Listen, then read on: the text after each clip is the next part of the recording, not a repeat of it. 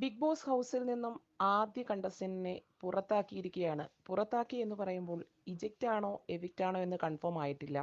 എന്തായിരുന്നാലും പ്രൊമോയൊക്കെ കാണുന്നത് വെച്ചിട്ട് എവിക്ഷനിലേക്കായിരിക്കാം പോയത്. അതിനുശേഷമാണോ ഇജക്ഷൻ കൊടുത്തേക്കുന്നതെന്ന് അറിയില്ല. എന്തായിരുന്നാലും വോട്ടിങ്ങിൻ്റെ അടിസ്ഥാനത്തിലാണെങ്കിലും അല്ലെങ്കിൽ മറ്റേ ഗേ പരാമർശം പറഞ്ഞതിൻ്റെ പേരിലാണെങ്കിലും എന്തിൻ്റെ റീസൺ ആണോ എന്തോന്നറിയില്ല. എന്തായാലും രതീഷിനെയാണ് പുറത്താക്കിയിരിക്കുന്നത്.